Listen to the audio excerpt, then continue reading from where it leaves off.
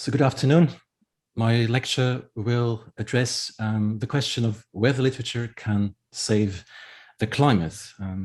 I will start by discussing the strange situation we are in, which is one where the catastrophic consequences of climate change are becoming increasingly clear, and scientists' warnings are getting ever more alarming, yet carbon emissions keep going up.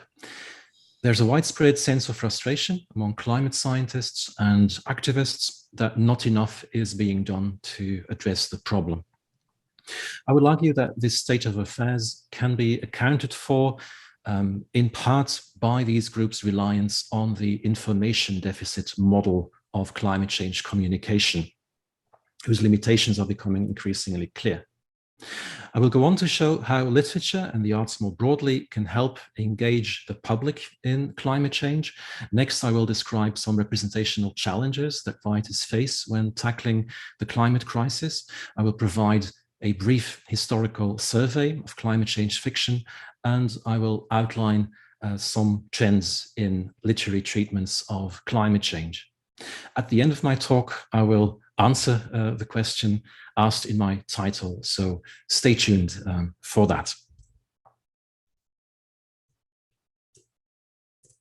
Code red for humanity and yet. The threats posed by a warming world are becoming harder and harder to ignore. The growing frequency and severity of extreme weather events around the world, including here in Belgium, have helped make the somewhat abstract concept of climate change tangible in people's minds. Moreover, scientists' warnings about what is in store are also becoming more and more alarming. I'm thinking of bleak scientific reports, such as the ones issued by the UN's Intergovernmental Panel on Climate Change in October 2018 and August 2021. In 2018, the IPCC warned there was only a dozen years for global warming to be kept to a maximum of 1.5 degrees Celsius above pre-industrial levels this century. Even half a degree beyond 1.5 degrees will significantly worsen the risk of extreme heat, drought, floods, and poverty for hundreds of millions of people. The UN Secretary described the findings of the latest IPCC report as a code red for humanity. Even so, carbon emissions have steadily kept rising year after year, with the exception of 2020, which saw a temporary dip thanks to the lockdowns in response to the COVID-19 pandemic, but nobody is expecting this to last. That climate experts are not being listened to is not exactly news. In fact, the situation is so familiar by now that cartoonists and satirists regularly poke fun at it. Take this article from the American satirical news website The Onion, titled, "Can Anyone Hear Me?" shout terrified climate scientists frantically waving arms as passers-by walk straight through them. Climate scientists are invisible and inaudible to the public that they are desperately trying to reach. They're simply ignored. It's as if they didn't even exist. Or take these two cartoons. Scientists are warning the world about the dangers of climate change, but no one is listening. In the first cartoon, people literally close their ears to bleak scientific reports. In the second one, successive IPCC reports get ever more alarming without anyone taking notice, eventually leading the IPCC spokesperson to wonder whether his microphone is actually on. There is a lot of frustration among both climate scientists and activists with the fact that scientific knowledge about climate change alone has not had much impact in terms of spurring climate action. Incidentally, the faulty microphone trick was also used by Greta Thunberg in her speech at the British Parliament in 2019. She repeatedly asked the audience whether the microphone was on and whether people could hear her. This question served as a refrain in her speech. For a long time, scientists and activists chose to cling to more facts and more information in the hope and expectation that members of the public and policymakers would then make the correct decisions. If people behave irrationally, so the reasoning went, that's because they lack information. The guiding notion was that there is an information deficit and that climate change would be addressed if the public only knew more. The assumption was that the facts speak for themselves and that mere communication of those facts would get people to act on climate change. People were regarded by experts as empty vessels, waiting to be filled with useful information that would propel them into rational action. Just hit people over the head with the science for long enough, and eventually they will do the right thing. Even though that idea persists to this day, the information deficit model of climate change communication has been discredited by now. Research has shown that more knowledge can even hinder behavior change. Providing factual evidence that goes against people's beliefs can actually reinforce those beliefs, encourage them to hold on to them even more tightly. That's the point of this cartoon. Let me tell you why you're wrong, says the expert, to which the non-expert replies, wow, thank you so much. The reason why this is funny is that we all know that that's not how it works. People don't generally thank you for contradicting them, quite the contrary. In any case, the conclusion is that more information and knowledge alone is not enough to engage the public and produce action. Providing information and filling knowledge gaps may well be necessary, but it is not sufficient to create active behavioral engagement. We may know about the threat of climate change, but it is not something usually that we feel. To many people living in the global north in particular, it seems abstract, theoretical, and hard to grasp as an actual danger. The risk feels non-personal and mostly concerns the future, other places, other people, and other species, distant polar bears or tiny low-lying Pacific islands. This is beginning to change, of course, as I started out by saying. Clearly, the global north is not immune to extreme climate events, as shown most recently by the heat dome in the Pacific Northwest and the heavy rains that brought devastating floods in Germany and Belgium. But still, this perception of the threat posed by climate change as abstract and distant is what generally allows us to carry on with our lives as if it weren't quite real. Knowing about climate change coexists with a sense of not knowing. In our everyday lives, we tend to tune out and become numbed to this inconvenient and uncomfortable background information. There is a strange gap between our knowledge and behavior regarding the climate crisis. The two don't align. We don't act in accordance with the knowledge that we have. The philosopher Stephen Gardiner has called this gap between awareness of the climate crisis and willingness to act upon it the most striking fact of our time. In a sense, the knowledge doesn't really seem to register. Somehow, we don't actually believe what we yet know to be true. The psychological coping mechanism of splitting might help explain this strange situation. Splitting allows us to know a terrible truth and simultaneously not to know it, not to feel it, and hence not to act upon it. You can see that happening at the level of the individual, but also at that of society at large. Sociologist Carrie Norgaard speaks of the social organization of denial. Socially organized denial is a process of collective avoidance. We ignore climate change in response to social circumstances. We are confronted with traumatic knowledge. We know that climate change is happening and that it's a serious problem that urgently demands to be addressed. But the rest of society, which has access to the same knowledge, carries on just like before. Our social interactions indicate that there is really nothing much to worry about. And so we continue with business as usual. We participate in what Norgaard calls implicatory denial. We don't reject the facts of climate change, but we fail to integrate those facts into everyday life and transform them into everyday action. We know about climate change at the same time that we live in a way suggesting that we don't know. How do we turn around this state of affairs? How do we overcome splitting? This is where literature comes in and the creative arts more broadly.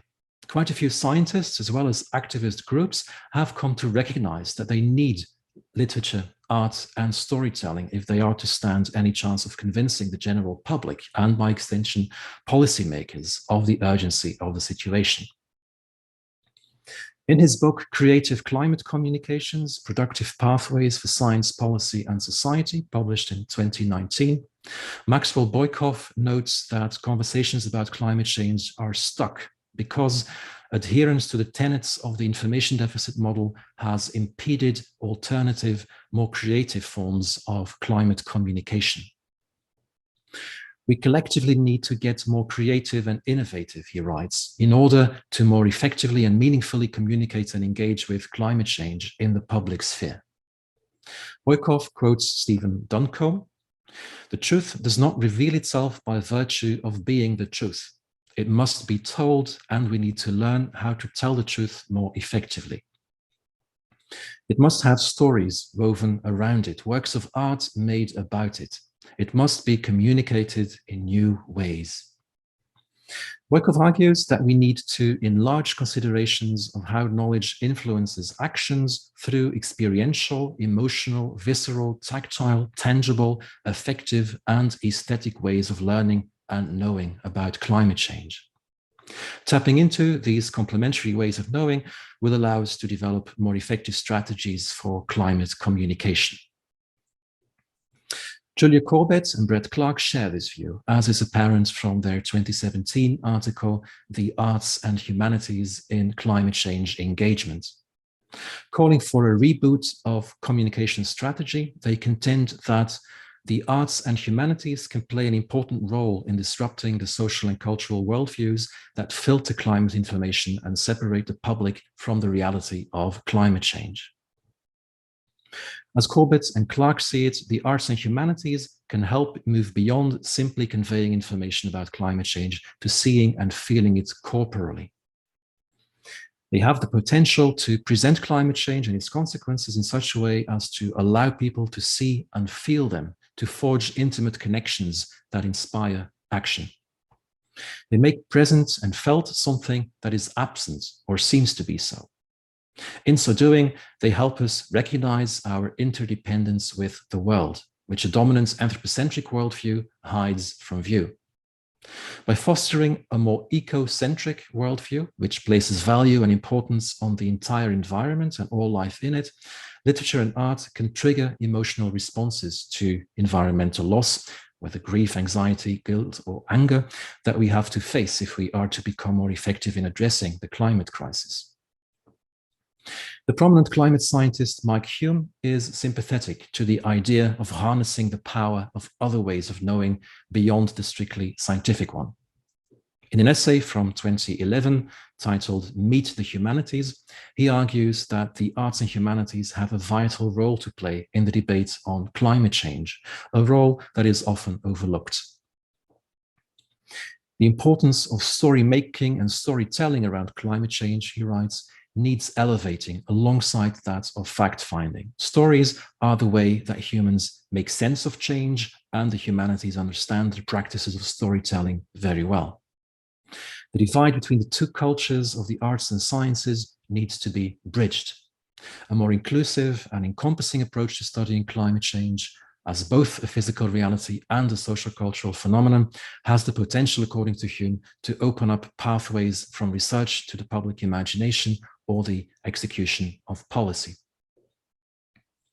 Many activist groups and environmental organizations have also come to pin their hopes on literature and art as a more effective means of climate change communication. I could give numerous examples of artist-activist collaborations that have sprung up in recent years, but I will list just a few to give you an idea of what I'm talking about. The first one is an initiative by 350.org, the international environmental organization founded by the American writer and journalist Bill McKibben. McKibben's book, The End of Nature from 1989, was the first non-fiction book on the subject of climate change to reach a general audience.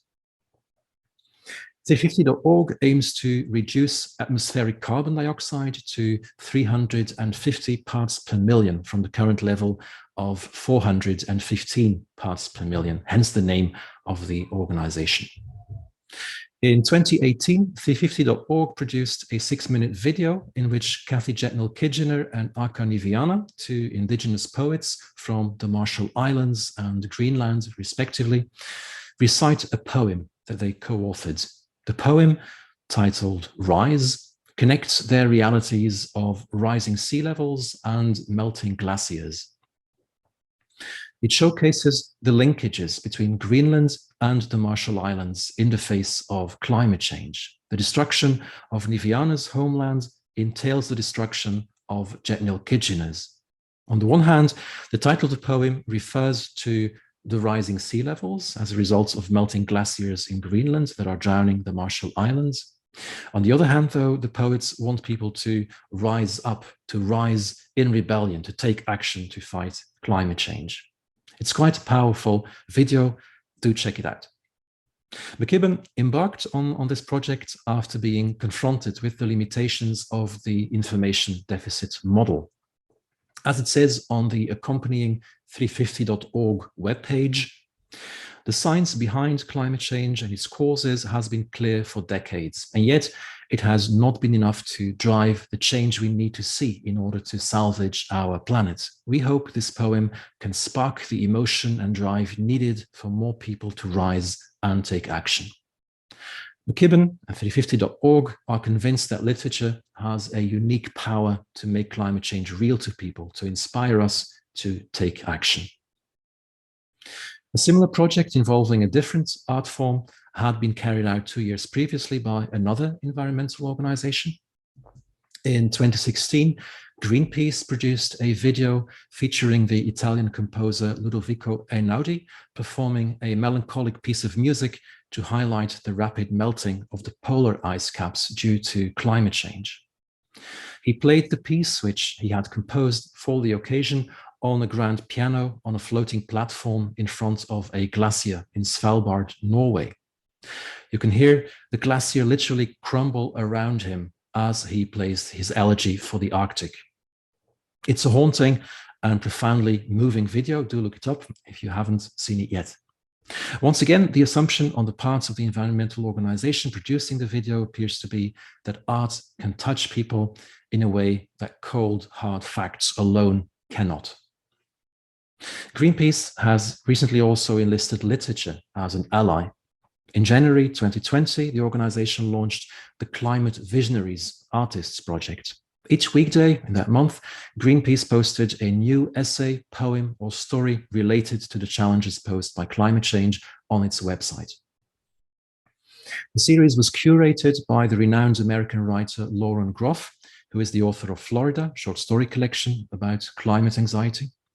She kicked off the series with a strong condemnation of what she saw as the passivity of the artistic community in the face of climate change. Other contributors included writers such as Nathaniel Rich and Jenny Offill. In a short description of the project on the Greenpeace website, the rationale behind it is described as follows. This is the final sentence of the first paragraph that you see on the slide. It's going to take everything we have from all of us, imagination equal to the task to create the climate we'll need to stop the crisis. According to Greenpeace, then, the power of the imagination is needed to halt the climate crisis. Let me give you one final example of an environmental movement turning to art and fiction in an attempt to get its message across. That's Extinction Rebellion.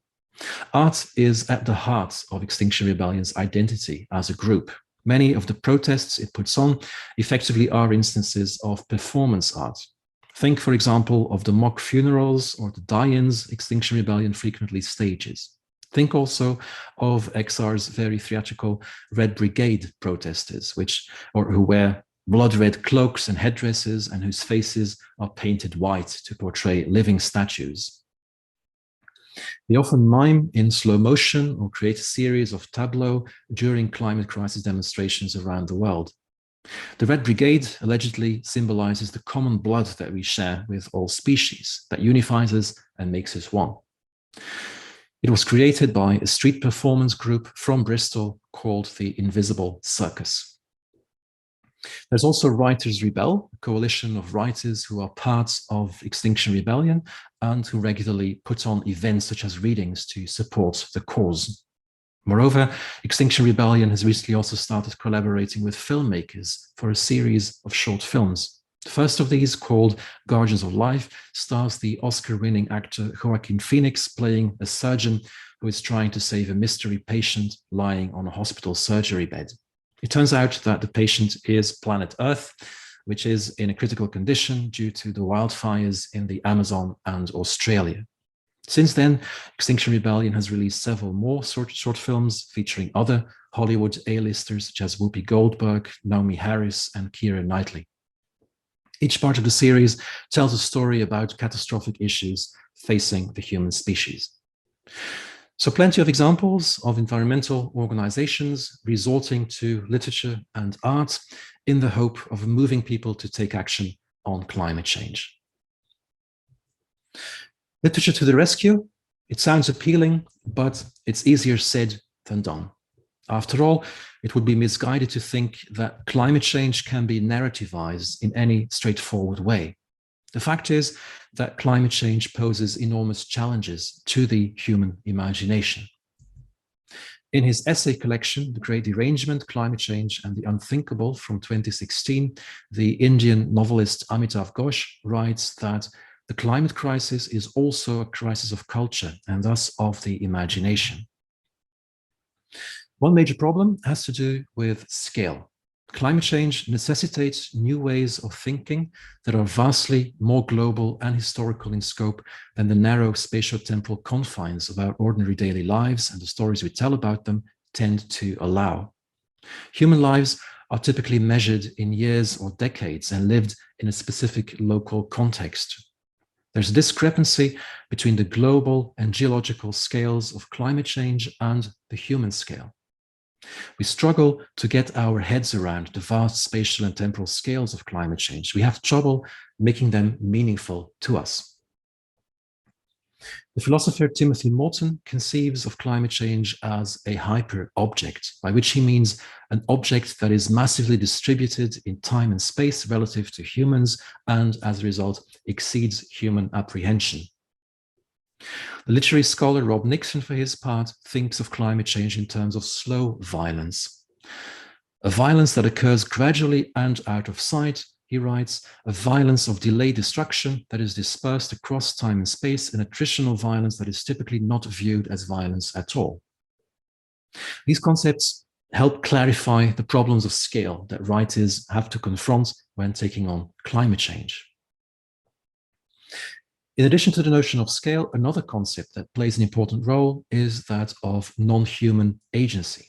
Traditionally, our stories focus almost exclusively on humans and their actions.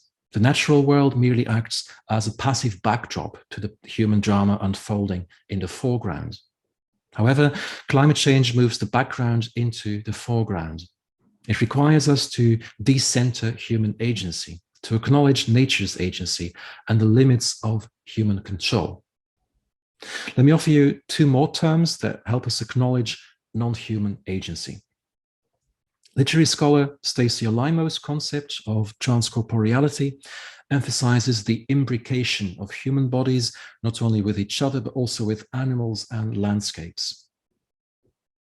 Transcorporeality means that all creatures, as embodied beings, are intermeshed with the dynamic material world, which crosses through them, transforms them, and is transformed by them. While transcorporeality as an ontology does not exclude any living creature, it does begin with the human in order, paradoxically perhaps, to disrupt Western human exceptionalism. Another important and related concept is that of vibrant matter, which was coined by the philosopher Jane Bennett. Vibrant matter aims to enhance the perceptibility of non-human forms of agency, where agency refers to the capacity to inflect the direction of events and to make a difference to outcomes. Non-human things and forces actively shape the bodies they encounter, including the humans who never fully possess or control them.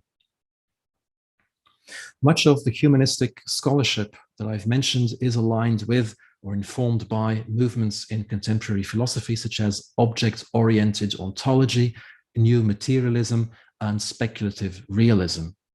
What these movements have in common is that they reject the privileging of human existence over the existence of non-human objects and shift the focus from the human experience of things to things themselves. This is sometimes referred to as the ontological turn. If this all sounds rather complicated, that's because it is. The challenges that climate change poses to the imagination entail that it is not fertile territory for conventional literary treatment. Established forms and genres seem ill-equipped to deal with climate change. Like other processes of global systemic transformation, Ursula Heise observes, climate change poses a challenge for narrative and lyrical forms that have conventionally focused above all on individuals, families, or nations, since it requires the articulation of connections between events at vastly different scales. Richard Kerridge, another eco-critic, similarly notes that conventional plot structures require forms of solution and closure that seem absurdly evasive when applied to ecological questions with their extremes of timescale and complexities of interdependence.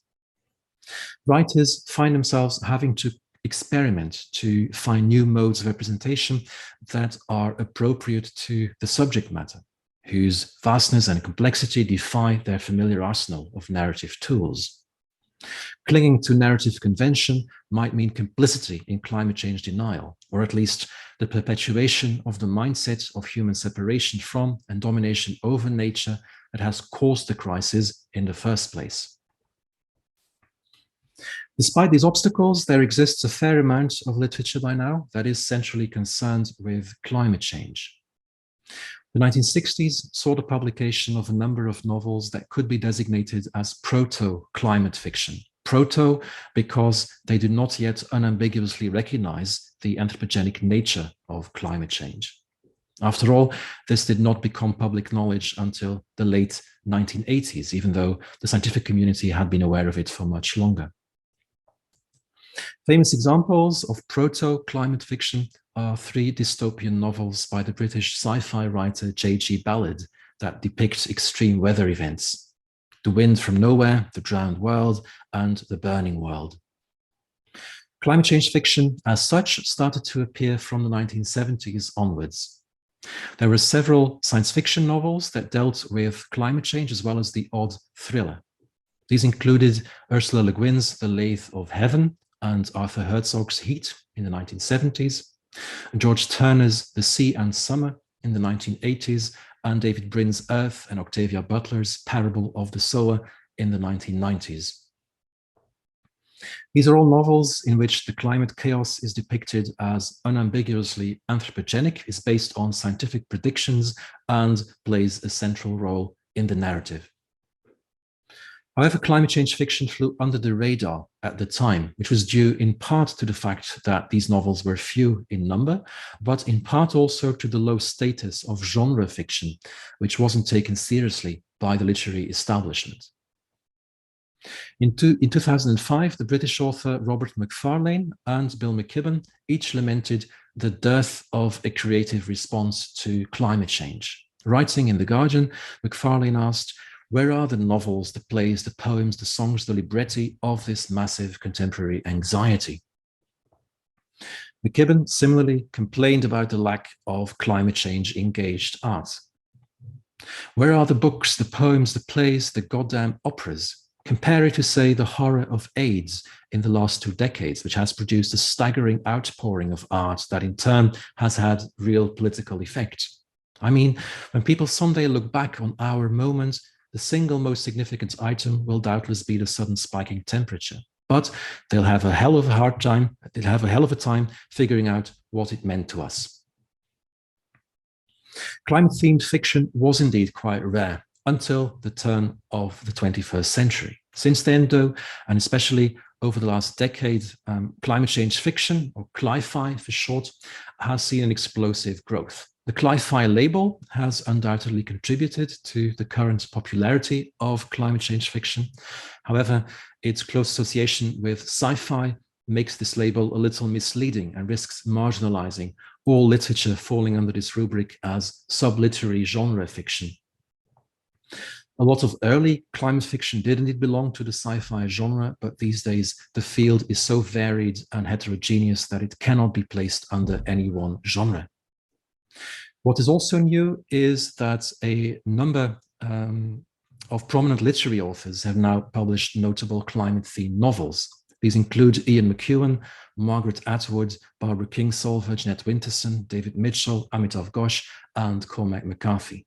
Climate change is no longer confined to the domain of genre fiction. It has entered that of literary fiction.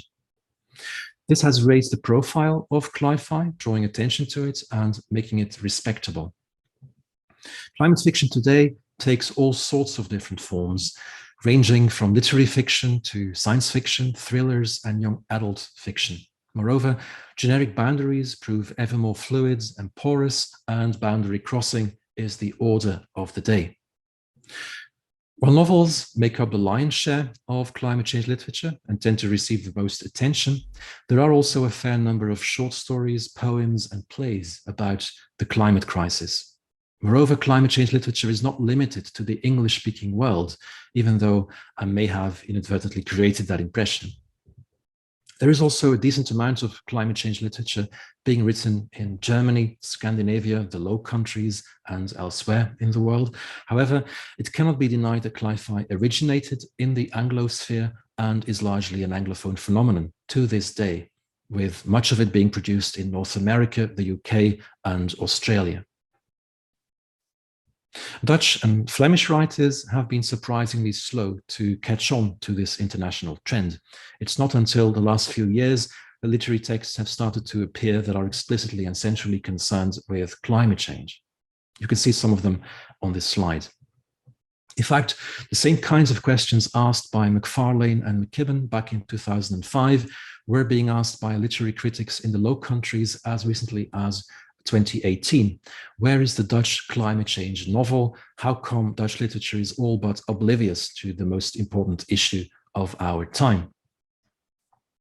In case you're curious, I address this mystery in an article that I co-authored with my colleague Malou Mertens, published in Recto Verso 2 years ago. It's written in Dutch. It's titled Klimaatfictie in de Lage Landen, Climate Fiction in the Low Countries, ? You can find it online. I'm not going to go into it any further now.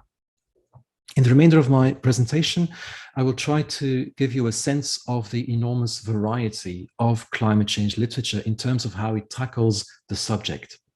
I can't possibly provide a comprehensive overview of everything that's out there in the time allotted to me, so I'm not going to even try. However, I would like to give you a taste at least of the different kinds of approaches that writers have adopted to address climate change. It is tempting to think that there is such a thing as the great transformative artistic work that could single-handedly bring about a sudden and dramatic general conversion to the environmental cause in any reader. The great climate change novel that will save us all. It's an attractive idea because of the urgency of the climate crisis, but unfortunately, it's a fantasy. That's just not how it works. It's important to realize that different kinds of texts perform different kinds of work for different audiences. Let's start with some highbrow avant-garde texts that seek to effect fundamental philosophical change of the kind proposed by people like Moulton, Nixon, Alaimo, and Bennett, scholars that I mentioned earlier, who urge us to scale up our imagination of the human, to reject anthropocentrism, to acknowledge non-human agency, and to recognize our interdependence with the natural world.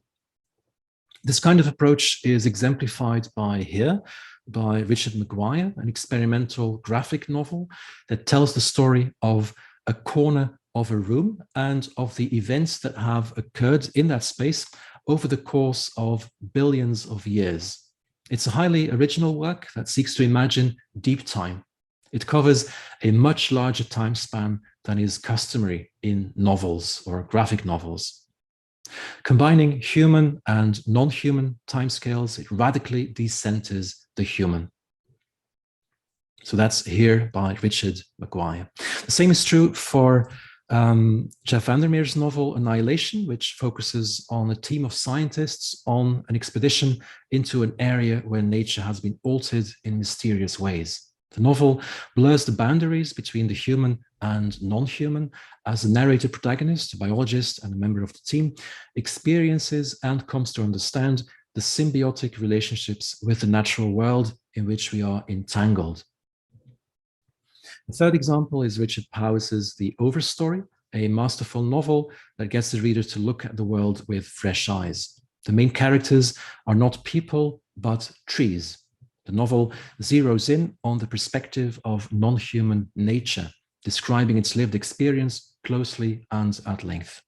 So once again, the human is decentered as the background becomes the foreground. Innovative and challenging literary texts such as these three can be seen to facilitate the perspective shifts and the new ways of seeing, thinking, and feeling that the current era of climate and ecological crisis demands. There are also some more conventional realist texts that fall under the rubric of climate fiction. Set in the present, they explore themes such as denial, evasion, grief, anxiety, and dread in the face of the climate crisis. The case in point is Flight Behavior by Barbara Kingsolver, which describes different kinds of, indeed, flight behavior. That of a colony of monarch butterflies that have lost their way, and of the novel's protagonist, who is fleeing her marriage and circumstances, but also that of her conservative rural community in the Appalachian region of the US from the reality of climate change. Also worth mentioning are Weather by Jenny Offill and Florida by Lauren Groff, a novel and a short story collection, respectively, about climate anxiety, featuring protagonists who confront the psychic weight of the prospect of eco-apocalypse. Literary texts such as these navigate the affective terrain of environmental breakdown. They perform an important service by helping the reader articulate and deal with ecological emotions, which remain largely unspoken and unrecognized in society at large. The act of naming the often disenfranchised and marginalized forms of grief and anxiety arising from experienced or anticipated environmental loss is a major step in bringing them to public awareness and granting them social acceptance and legitimacy so that they can be processed more effectively. Coming to terms with ecological emotions can inspire efforts to work through them and reinvigorate practices of environmental advocacy in the face of the daunting ecological challenges confronting global society in the 21st century. By far the largest and most popular category of climate change fiction, however, is that of apocalyptic, post-apocalyptic, or dystopian fiction, subgenres of speculative fiction in which human civilization is collapsing or has collapsed. These novels are set in a future wrecked by climate change during or in the wake of a catastrophic climate event or a gradual process of environmental decline. They feature protagonists who struggle to survive in a bleak, violent, and severely diminished world in often harsh and dangerous circumstances. Best known example is Cormac McCarthy's The Road, which does not explicitly mention climate change, but has been read as addressing it. In fact, the British journalist and activist George Monbiot has called it the most important environmental book ever written. It's a post-apocalyptic novel that describes the desperate journey of a father and his young son across a landscape devastated by an unspecified catastrophe that has destroyed most of civilization and almost all of life on Earth. Another famous instance is Oryx and Crake by Margaret Atwood, kind of last man narrative in which climate change, along with genetic modification carried out by repressive corporation-led regimes, has led to species extinction and deadly virus epidemics. Works such as these two present cautionary tales that offer a blunt critique of fossil-fueled neoliberal capitalism and political passivity. They are meant to scare readers into taking action in the present to prevent the nightmare scenarios depicted from actually coming to pass. While this may sound like a plausible strategy, concerns have been raised about the enduring effectiveness of such fear appeals, given the abundance of post-apocalyptic narratives with which readers are bombarded on a daily basis. A saturation point may have been reached. Post-apocalyptic wastelands have become so reassuringly familiar by now that they no longer seem scary. They no longer unsettle their intended audience. Worse, doom and gloom messaging in climate change communication may even be counterproductive, as pessimistic visions of the future can depress and demoralize the public into further inaction.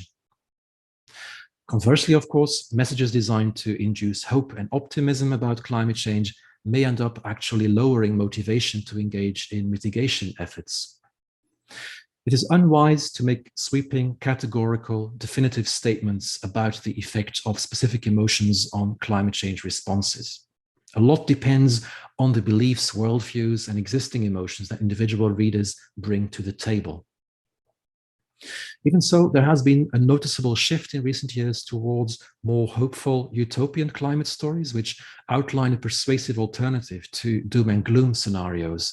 The idea being that what people need is positive, inspiring visions that incite hope and resolve.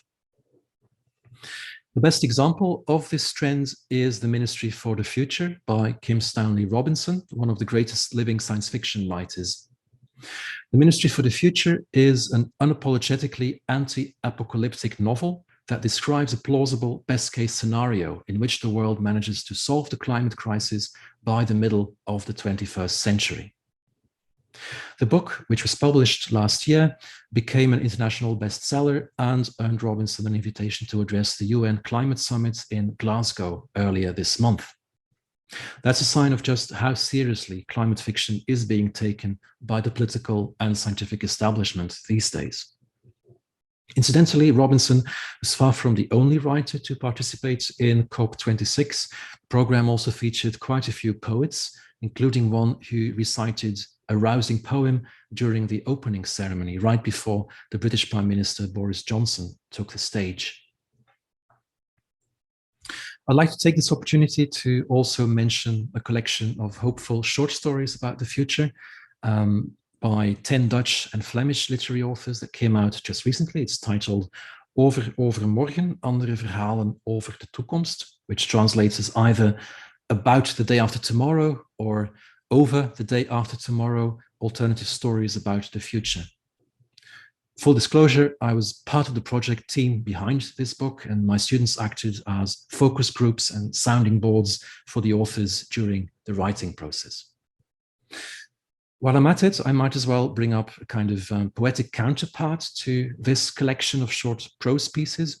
That's Zwemlessen voor later, swimming lessons for later, climate poetry by Klimaatdichters, which is a collective of more than 100 Dutch and Flemish poets who are committed to saving the climate.